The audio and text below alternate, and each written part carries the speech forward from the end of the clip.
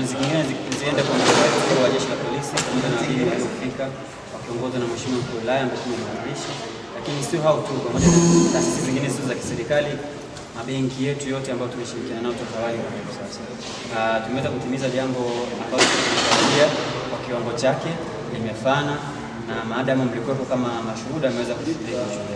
Lakini kubwa na cha kipekee ambacho kilikuwa katika sherehe hii ni kuhusu kumpongeza Mama Suluhu Hassan, rais wetu wa Jamhuri ya Muungano wa Tanzania, katika miaka 4 ya uongozi wake ambayo ametimiza.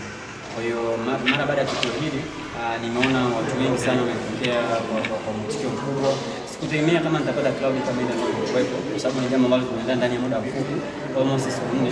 Kwa tumeona mwitikio mkubwa sana wa kina mama ambao wamefika, tukiwa kiongozwa na dada yetu Lisha Mashauzi ambaye ni mtu kutoka Tarime, na ameweza kulifanikisha shughuli hii kuendana na imefana vile ilivyoweza kufanikiwa.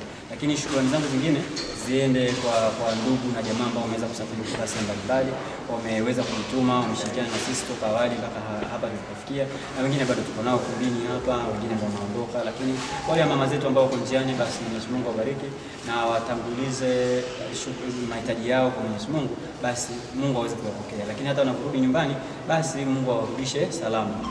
Mara baada ya tukio hili tunachotarajia kufanya sisi kama Mwanzo Mpya, tunatakiwa kuhakikisha jamii yetu ina muunganiko ambao unaongea lugha moja. Muunganiko kwa maana ya maendeleo ya Tarime yetu iliyo mpya, tujenge sisi wenyewe. Mwanzo Mpya imekuja kama tu mwanzo, lakini tunatarajia watu wengine, wadau ambao wako nje ya Tarime, tuungane nao kwa ajili ya kujenga Tarime yetu.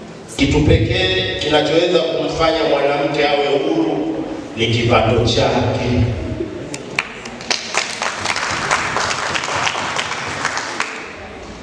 Tutahangaika sana kusema wanaume msiwanyanyase wanawake, wanaume msifanye nini, lakini kitu pekee kitakachokufanya wewe uwe huru ni kipato chako. Sijui tumeelewana? Ukiwa na kipato chako, sisi wanaume wala hatukusumbui. Yaani wewe ndio utakuwa unatusumbua sisi, wala hatukusumbui, na tutaishi kwa amani na wewe. Huo ni ukweli, pengine tutajidanganya. Ukitaka kuwa huru, fanya kazi, jishughulishe nini upate kipato chako. Iko ndo ulinzi. Kina mama na waambia, hakuna mwanaume atarudi asubuhi ukiwa yuko kwenye nyumba yako. Hakuna mwanaume atarudi kesho anatembelea gari lako. Hakuna mwanaume atafanya nini akijua wewe uko vizuri. Tunawasumbua kwa sababu tunategemea, na tukisema ondokeni hamwezi. Mimi ni mmoja kati ya mwanamke ambaye kwanza najiamini sana.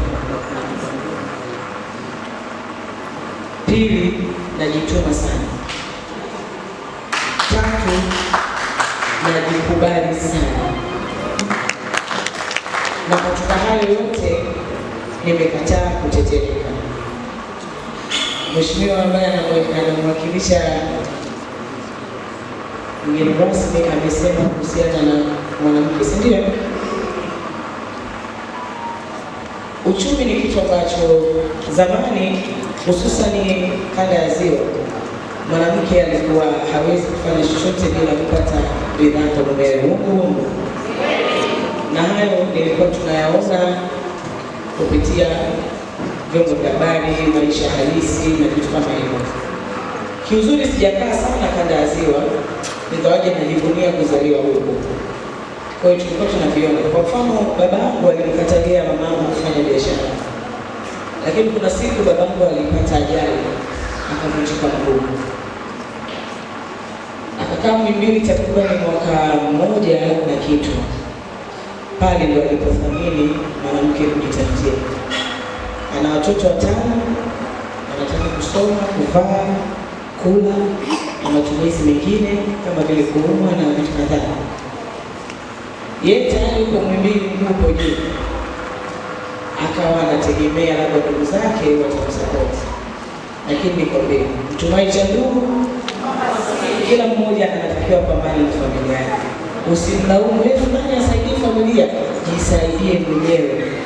Ndio maana kuna uzazi wa mpango, Usizae tu akamimba akatoto kwa kutegemea mkubwa yuko, shangazi yuko, anafanya kazi serikalini atanisaidia. Ile kitu ilimpa funzo baba yangu, akamwachia mama yangu na kuanza kufanya biashara. Nikiwa ninaona mamangu akaanza kuimba kwenye kikundi kinaitwa The Blue Retire,